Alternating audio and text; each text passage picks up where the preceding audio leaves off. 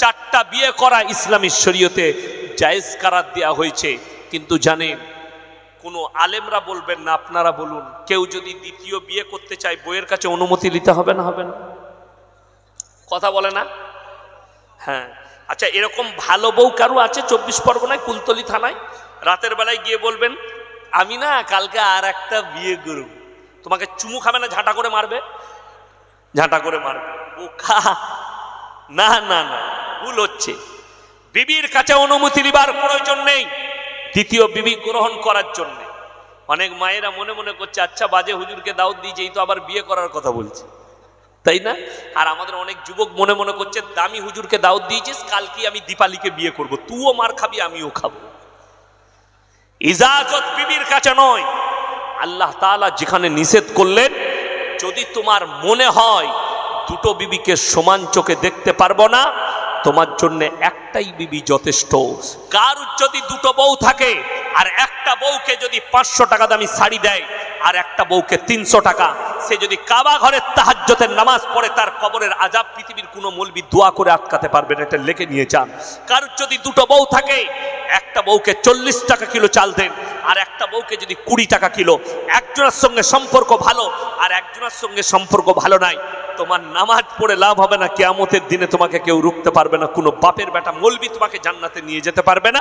আল্লাহর কাছে হিসেব দিয়ে তবে তুমি জান্নাতে প্রবেশ করতে পারবে উদ্ধার হলে।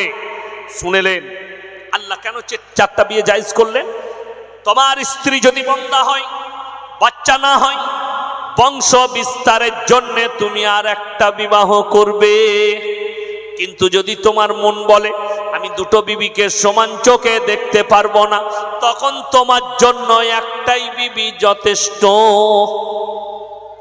এরপর কোন মুসলিম ছেলে দুটো বিয়ে করেছে, দিয়ে একটা বউকে জ্বালাচ্ছে, এটার জন্য ইসলাম খারাপ হয়ে যাবে? কথা বলে না? এটার জন্য মুসলিম খারাপ? ভুল, সেই ব্যক্তি খারাপ। আর আমি আপনাকে ভারতবর্ষে শুধু মুসলিম নয়, মুসলিম হোক, হিন্দু হোক, দলিত হোক, আদিবাসী হোক, শিক্ষিত জ্ঞানী গুণী, কলকাতায় দেখিয়ে দেবো ঘরে একটা বউ, হোটেলে আর একটা গার্লফ্রেন্ড রেখেছে রাস্তায়। ঠিক বললাম না ভুল বললাম? যুগটাই খারাপ, কথাটা বুঝতে পারেননি? ঘরে বউ আর একটা গার্লফ্রেন্ড, তার সঙ্গে জিনা করে, তার সঙ্গে ব্যভিচার করে, ইসলাম নিষেধ করেছে। জিনা নিষেধ। চারটা বিয়ে করা জায়েজ মানে ওটা নয়। ডাক্তারে নিষেধ করে দিল তুমি তোমার স্ত্রীর সঙ্গে মিলামিশা করতে পারবে না। তোমার স্ত্রীর সঙ্গে তোমার সম্পর্ক রাখা, তুমি যদি মিলামিশা করো তোমার স্ত্রী মারা যেতে পারে, শরীরে ক্ষতি হতে পারে। ইসলাম বলছে তখন তুমি দ্বিতীয় বিবি গ্রহণ করবে, কিন্তু তার মানে এটা নয় যে এই বিবির সঙ্গে খারাপ ব্যবহার করবে। সন্দেহ যদি জাগে, তুমি তোমার যৌবনকে কোরবান করো, সন্দেহ যদি জেগে যায় আমি আমার দুটো বউকে সমান চোখে দেখতে পারবো না, তোমার জন্য একটাই বিবি যথেষ্ট। এটা ইসলাম, এটা শরীয়ত। শুনে রেখে দেন, আল্লামা তাকি উসমানী বর্তমানে পৃথিবীর সব থেকে বড় মুফতি। পাকিস্তানে একটা কনফারেন্স হলো, সেখানে তিনি বক্তব্য দিতে গিয়ে বললেন, दुनिया क़यामत से पहले पूरे आलम में, पूरे दुनिया में हराम औलादों से भर जाएंगे। ইহুদি নাসারারা, বেঈমান কাফেররা ঠান্ডা মাথায় আপনার ছেলেকে দিয়ে, আপনার মেয়েকে দিয়ে, আপনার সন্তানকে দিয়ে কিভাবে জিনায় লিপ্ত করছে আপনি অনুভব করতে পারবেন না। আজকে শুনেলেন, এই ভারতবর্ষের হিন্দু হোক মুসলিম হোক, কারোর জন্য এই পরবটা প্রযোজ্য নয়। এটা খ্রিস্টানদের ক্রিসমাস 25শে ডিসেম্বর। আমি কলকাতায় দেখিয়ে দেবো, খ্রিস্টানদের থেকে বেশি মুসলিম আর আমাদের দেশের হিন্দু যুবক যুবতীরা পালন করেছে। ঠিক কিনা কথা বলেন? অথচ আমি আমার হিন্দু যুবক যুবতীকে আমি কিছু বলতে পারবো না। তাদের ধর্মগুরুরা তাদেরকে বলবেন যে তাদের ধর্মে এটা পালন করা যাবে কিনা।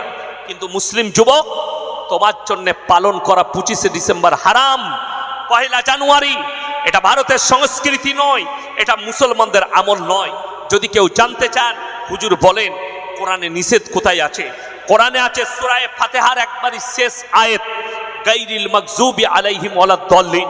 এটা মানে কোরআনে পাবেন না, তাফসীরে যেতে হবে, ব্যাখ্যা বিশ্লেষণে যেতে হবে। আল্লাহ রাব্বুল আলামিন বললেন, হে আমার নবী, মাগযুব মানে ইহুদি আর দাল্লিন মানে নাসারা। এই দুটো দলই পদভ্রষ্ট, আর এদের যারা অনুসারী হবে তারাও পদভ্রষ্ট হয়ে যাবে। এইটা কোরআন।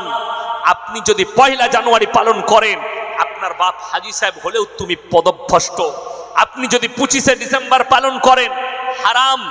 যারা নিজেদের ছেলেদের বার্থডে পালন করে, এটা হচ্ছে খ্রিস্টান ইহুদিদের আচরণ, এটা ইসলামী শরীয়তে হারাম। বেঈমান কাফেররা ঠান্ডা মাথায় আপনার আমার সন্তানকে জিনা করাচ্ছে। তারা নাম রেখেছে 14ই ফেব্রুয়ারি ভ্যালেন্টাইন ডে, কাজ হচ্ছে জিনা করা। তারা নাম রেখেছে রোজ ডে, কাজ হচ্ছে জিনা করা।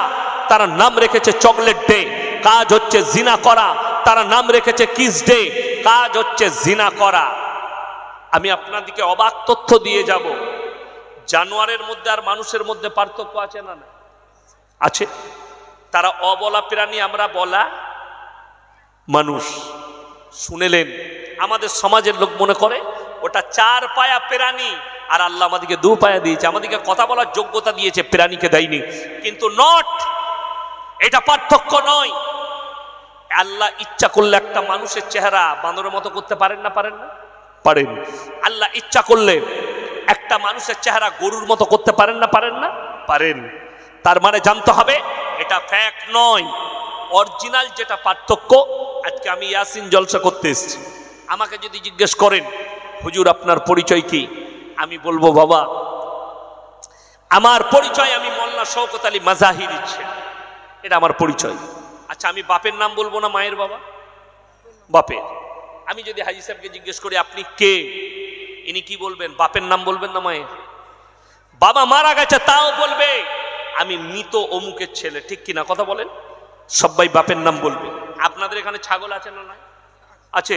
ছাগলের ছানা হলে পাঁটার ছানা বলেন না? ছাগলের ছাগলের। গায়ের বাচ্চা হলে গায়ের বলেন না? ষাঁড়ের গায়ের বাচ্চা। ইনসান আর জানোয়ারের আল্লাহ যেটা ফারাক দিয়েছেন, আল্লাহ তাআলা মানুষের যেটা পরিচয় দিয়েছে সেটা বাপের দ্বারা, আর জানোয়ারের পরিচয় দিয়েছে মায়ের দ্বারা। কথাটা বুঝাতে পারলাম? এখনো শেষ হয়নি। ইমাম আবু হানিফা রাহিমাহুল্লাহর কাছে একদল মহিলা এসে বললেন, হে যুগের ইমাম, ইসলামী শরীয়তে একটা পুরুষ 4টা বিয়ে করতে পারে, একটা মেয়ে কেন 4টা পুরুষ রাখতে পারে না? তিনি বললেন কালকে উত্তর দেবো, যাও। তিনি বললেন কাল উত্তর দেবো, বাড়ি যাও। সমস্ত মহিলারা চলে গেলেন পর্দার আড়াল থেকে। বিসমিল্লাহ। এরপরে তিনি বাড়িতে এসেছেন, পেরেশানির হালতে আছেন, পেরেশানির হালতে খানা খেতে বসেছেন, চিন্তিত আমি কালকে কি উত্তর দেবো। ওনার মেয়ে জিজ্ঞেস করলেন, আব্বা আপনি এত চিন্তিত কেন? খানা খাচ্ছেন কিন্তু আপনার ব্রেন অন্য জায়গায়। বললে, মা মহিলারা আমাকে যে প্রশ্ন করেছে আমি উত্তর দিতে পারিনি। ইমাম আবু হানিফা রাহিমাহুল্লাহর মেয়ে বললেন, কালকে আমার কাছে পারবে? হ্যাঁ আমি পারবো। সকালে মহিলারা এসছেন, ইমাম আবু হানিফা রাহিমাহুল্লাহ বললেন, তোমরা আমার মেয়ের কাছে চলে যাও, তোমাদের উত্তর দিয়ে দেবে। তিনার মেয়ের কাছে সব মহিলারা এসে হাজির। তুমি কি আমাদের উত্তর দেবে? হ্যাঁ, তোমরা বসে যাও। রিওয়ায়েতে আছে সকলের হাতে একটা করে বাটি ধরিয়ে দিলেন, কটোরা। বলে এটাই কি করব? বললে তোমরা পর্দার আড়ালে যাও একে একে, আর নিজের স্তন থেকে দুধ বের করে নিয়ে এসো। সবাই একটু করে দুধ বের করে নিয়ে এসছে, একটা পাত্রের মধ্যে ঢেলে দিলেন, সব মিক্স হয়ে গেল। এরপরে ইমাম আবু হানিফা রাহিমাহুল্লাহর মেয়ে বললেন, এই দুধগুলো তোমাদের যাদের নিজের নিজের দুধ আছে সবাই বার করে লাও। সেই যুগটা টেকনোলজির যুগ ছিল না, সায়েন্সের যুগ ছিল না। বলে এই দুধগুলো বের করে লাও। তারা বললে, এ পাগল মেয়ে, এই দুধগুলো কি করে বার করতে পারি? এগুলো মিক্স হয়ে গেছে। বলে, পাগল আমি নয়, পাগল তোমরা। একটা ছাগল মাঠে গেলে 5টা পাঁঠা তার সাথে মিলামিশা করতে পারে। কার বীর্য থেকে বাচ্চা হয়েছে এটা উপরওয়ালা ছাড়া কেউ জানে না, আল্লাহ ছাড়া কেউ জানে না। একটা গাই মাঠে গেলে 5টা ষাঁড় মিলামিশা করতে পারে। কার বীর্য থেকে বাচ্চা হয়েছে এটা আল্লাহ ছাড়া কেউ জানে না। অর্থাৎ জানোয়ারের পরিচয় মায়ের দ্বারা, আর বাপের পরিচয়, ইনসানের পরিচয় আল্লাহ দিয়েছে বাপের দ্বারা। বর্তমানে যাদের কাছে গুগল আছে, সার্চ করুন, আমেরিকা, লন্ডন, জাপান, জার্মান, উত্তর কোরিয়া, দক্ষিণ কোরিয়া, স্পেন, যতগুলো বেঈমান কাফেরের দেশ আছে তারা তাদের পার্লামেন্টে পাস করিয়ে ফেলেছে। এরপর থেকে কোনো বাচ্চা যদি মনে করে, কোনো ছেলে যদি মনে করে মায়ের পরিচয়ও বাঁচতে পারে, সেটার নাম হচ্ছে রিলেশনশিপ। আমি রিলেশনে আছি, এই পাপটা এসছে কাদের কাছ থেকে? হলিউড আর বলিউডের কাছ থেকে ছড়িয়েছে। কেন? এদের কাছে নোংরামি ছাড়া আর কিছু নেই। আপনি বুঝতেই পারবেন না। আজকে দেখতে পেলেন বলিউডে একজনের সঙ্গে একজনের বিয়ে হয়েছে, কালকে দেখতে পাবেন ও আবার অন্যজনের বউ। ওদের বিয়ে লাগে না, খালি মুখে বলা, মুখে বলা। এই 24 পরগনার বাংলার একজন আর্টিস্ট ছিল, মুসলিমদের সাংসদ হয়েছিল, সে বিয়ে করেছে একজনের সঙ্গে, তার ছেলে হচ্ছে অন্যজনের, বলছে সন্তানটাও মুখে। এই হচ্ছে এদের চরিত্র। আর এদিকে মানুষ ফলো করছে, করছে না করেনি? আজকে দেখে নেন, কোনো ছেলে যদি দাড়ি রাখে, 5 ওয়াক্ত নামাজ পড়ে, আর সে যদি মেয়ে দেখতে যায় বিয়ের জন্যে, মেয়েরা কি বলছে? ও খ্যাপা, ওকে বিয়ে করবো না, দাড়ি রেখেছে। কিরকম ছেলে চায়? শুয়োরের মতো চুল কাটতে হবে, গুটকা খেতে হবে, গাঁজা খাবে, বলছে ওই ছেলেটা স্মার্ট। এটা হচ্ছে কিয়ামতের আলামত। বড় কষ্টের বিষয়। আপনি মেয়ের বাপ, আপনি বিয়েতে ছেলে দেখতে গিয়ে শর্ত রাখতে পারেন না যে আমার জামাই হবে তাকে 5 ওয়াক্তের নামাজি হতে হবে। আপনি শর্ত রাখতে পারেননি। আপনি বৌমা দেখতে গেছেন, আপনি শর্ত রাখতে পারেননি আপনার মেয়ে যেদিনে আমার বাড়িতে বউ হয়ে যাবে, এখান থেকে বোরকা পরে পর্দা করে যাবে, জীবনে আর ওই বোরকা খোলা যাবে না। আমাদের দেশে তো সিস্টেম আলাদা। এখন বেটা বিয়ে করে নিয়ে এসছে, ওই বউটাকে দেশের লোককে দেখাতে হবে, দিয়ে স্টেজ করে বস করিয়ে দিচ্ছে, বলে এটা আমার বউ, সরকারি বউ, সবাই দেয়। আর বন্ধু বান্ধবরা ঢুকবে, আর ঢুকে বলবে দেখ মালটা কেমন পেয়েছে, তোর বউকে মাল বলবে, কত ভালো লাগবে। বড় কষ্টের বিষয়। এইগুলো সব বেঈমান কাফেরদের আখলাক। আলেমকে জিজ্ঞেস করুন, এমন একটা যুগ গেছে, রাসূল সাল্লাল্লাহু আলাইহি সাল্লামের যুগে মসজিদের ভেতরে নিকাহ হয়েছে, মসজিদের ভেতরে বিবাহ হয়েছে। আমি 17টা বছর বিয়ে খাওয়া ছেড়ে দিয়েছি, বিয়ে বাড়িতে যাই না। তার কারণ একটাই, সেখানে নারী পুরুষ একসাথে। আর আমার মা বোনেরা এমন পোশাক পরে পৌঁছায়, শয়তানু তাদিকে দেখে লজ্জা পায়, এত পোশাক খারাপ। আপনারা বলুন তো, ইসলামে পর্দা করা ফরজ না ফরজ নয়? ফরজ। আপনি পর্দা রাখতে পেরেছেন? বড় কষ্টের বিষয়। আজ সমাজ বলে না, এই হুজুররা কিছুই জানে না, এটা মডেলিং এর যুগ, ছোট পোশাক পরবে নারীরা, এটা মডেলিং। ছোট পোশাক পরাটা যদি মডেলিং হয়, জানবেন কুলতলি থানায় সব থেকে বড় মডেলিং হচ্ছে কুত্তাগুলো, যারা কোনো পোশাকই পরে না। এদের থেকে বড় মডেলিং কেউ নেই। একটা চকলেটের দাম 1 টাকা, ঠিক কিনা কথা বলেন? একটা চকলেটের দাম 1 টাকা। সেটা যদি আপনার এই বাজারে কেউ প্লেটে করে ছিলে বিক্রি করে, সেই চকলেট কেউ কিনবে প্যাকেট থেকে বার করে? কেন? ধুলো পড়েছে, মাছি বসেছে, আর ইজ্জত নষ্ট হয়েছে। হাইরে মুসলমান, 1 টাকার একটা চকলেট প্যাকেট থেকে খুলে যদি টেবিলে নামিয়ে বিক্রি করে, তার ইজ্জত নষ্ট হয়েছে। যার কারণ তার উপরে ধুলো বসেছে, মাছি বসেছে। এই 1 টাকা চকলেটের এত মূল্য তোমার কাছে প্যাকেটের মধ্যে থাকতে হবে, বড় কষ্ট লাগে। অথচ তোমার বিবির ইজ্জত তোমার কাছে নেই। জেনে রেখে দাও, 1 টাকার চকলেট খুলে দিলে যদি ইজ্জত চলে যায়, তোমার মায়ের কতটা ইজ্জত, তোমার বিটির কতটা ইজ্জত, তোমার বোনের কতটা ইজ্জত। তারা যদি নিজের প্যাট পিট খুলে রাস্তায় চলে, সেখানে মাছি বসবেন। তুমি ভেবে দেখো, কোনো পরপুরুষের নজর পড়বে না। অথচ কোরআনে আছে, ওয়াদরিব খুমুরিহিন্না আলা জুনুবিহিন, হে নারী তুমি পর্দা নির্ধারিত করো, তোমরা কোনোদিন ধর্ষিতা হবে না, তোমরা কোনোদিন লাঞ্ছিত হবে না। এটা কোরআন, আল্লাহ তাআলা হুকুম দিয়েছেন। তোমরা কোনোদিন ধর্ষিত হবে না, তোমরা কোনোদিন লাঞ্ছিত হবে না। আমি বলে যাচ্ছি ভাই, হে আমার ভাইজান, আপনি আপনার স্ত্রীকে পর্দায় নিয়ে আসুন। সামান্য ভেবে দেখুন, আপনি নিজেকে মুমিন বলে দাবি করছেন, অথচ সকালবেলায় মোটরসাইকেল নিয়ে আপনি চলে যাচ্ছেন নিজের বিবিকে কুলতলি নিয়ে যাবেন ডাক্তার দেখাতে। আপনার ফুল হাত শার্ট, ফুল প্যান্ট, পেছনে বিবি বসে আছে, বিবির প্যাটু বেরিয়ে আছে, পেটু বেরিয়ে আছে, সব কিছু বেরিয়ে আছে। আপনি নিজেকে মুমিন বলে কি করে দাবি করেন? শুনে রেখে দেন, ওই পুরুষটা দাইয়ুস পুরুষ, যে নিজের বিবিকে পর্দায় রাখতে পারলো না, এ হচ্ছে দাইয়ুস। সেই দাইয়ুস কোনোদিন জান্নাতে প্রবেশ করবে না। আপনি কন্টিনিউ আপনার বিবিকে পর্দায় রাখুন। পর্দা করা ফরজ। আজকে দুঃখ লাগে এই ভারতবর্ষের মাটিতে কোনো মুসলিম মহিলা, কোনো মুসলিম মেয়ে সে যদি পর্দা করে, বোরকা পরে, হিজাব পরে স্কুলে যায়, তাকে কোর্টে কেস লড়তে হয়। অথচ রাস্তাঘাটে ন্যাংটো ঘুরে বেড়ালে তাদেরকে বাহবা দেওয়া হয়, দারুণ লাগছে, ভেরি বিউটিফুল, নাইস। এইটা হচ্ছে দেশের অবস্থা। ভাবতে পারেন, জেনে রেখেতেন আমিও স্কুলে গেছি, পড়াশোনা করেছি। যতদিন স্কুলে পড়েছি কোনোদিন জানতাম না শিক্ষক দিবস কবে। আজকে দেশের অবস্থা, যেদিনে শিক্ষক দিবস হয়, শিক্ষক দিবসের দিনে ম্যাডাম, মাস্টার, হেডমাস্টার, ছাত্র একসঙ্গে ড্যান্স করছে ডিজে লাগিয়ে।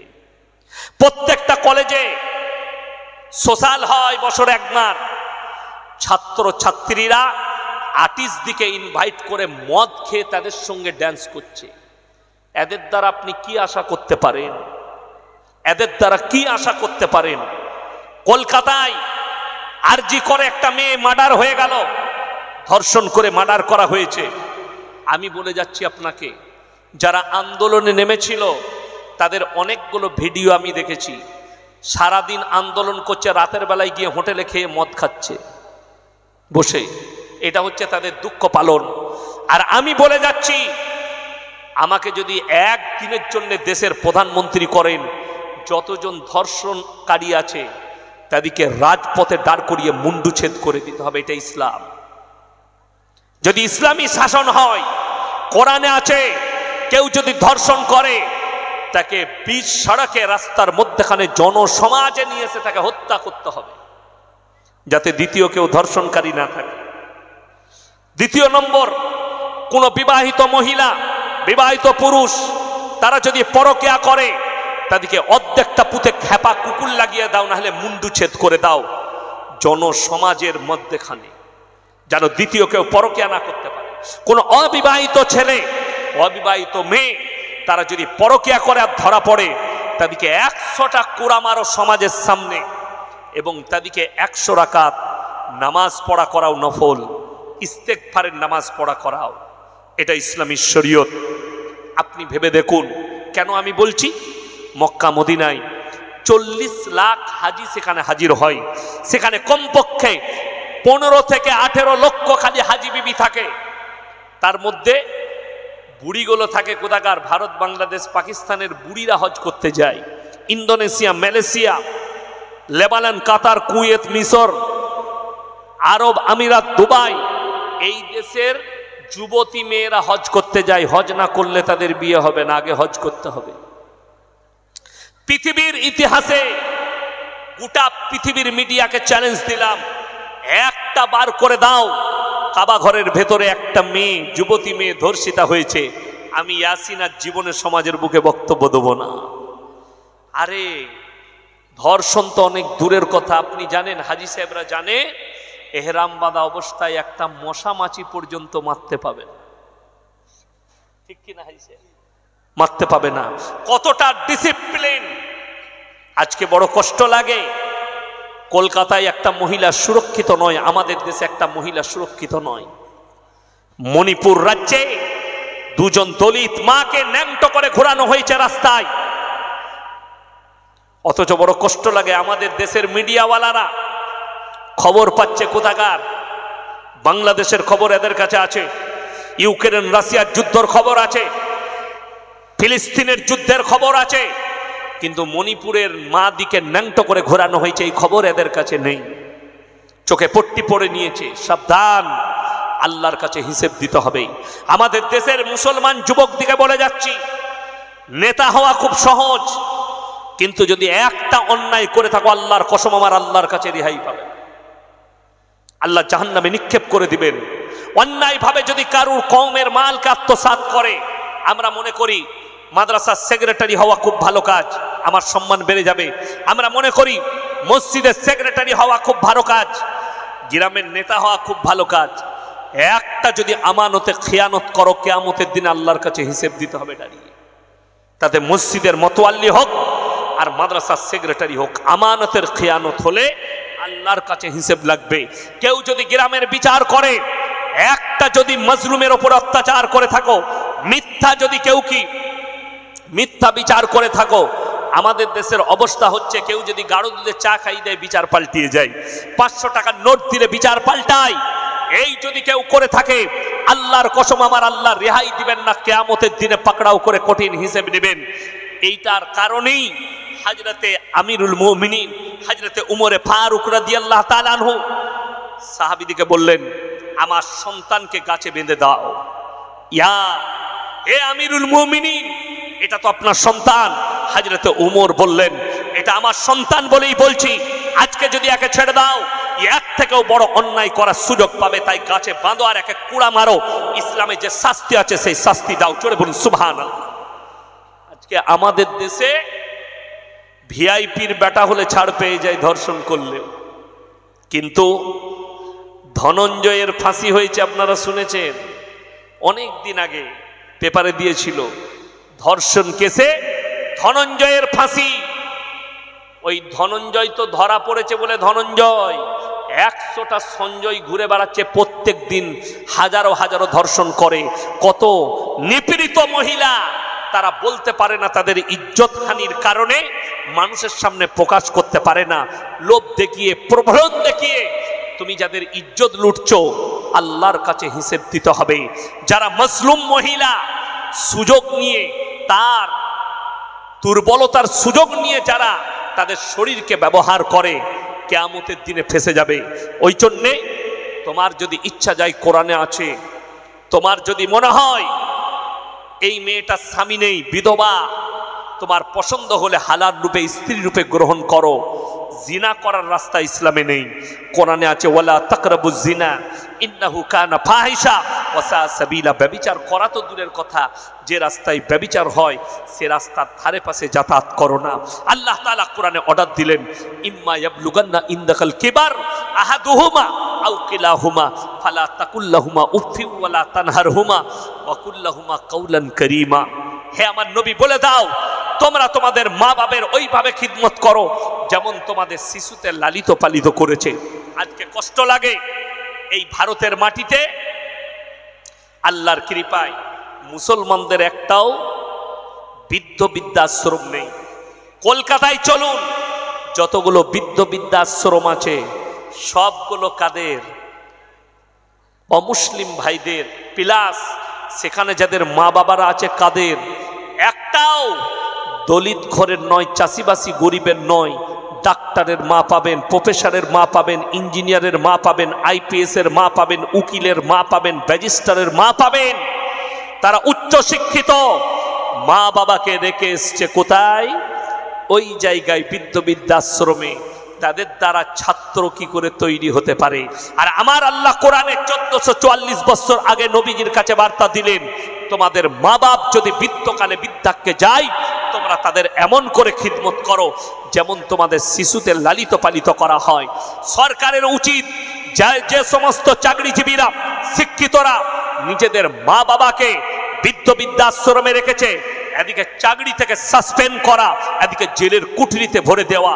যে মা বাপ তোমাকে লালিত পালিত করে, তোমাকে চাকরির মুখ দেখিয়েছে, টাকার মুখ দেখিয়েছে, দুনিয়ার মুখ দেখিয়েছে, তার স্থান করেছে ওই জায়গায়।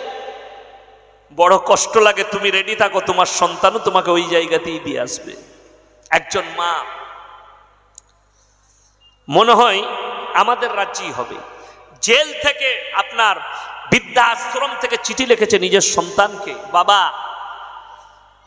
তোর ছেলেকে শিক্ষা দিস আর না দিস, আদর্শ কমপক্ষে দিবি। কেন?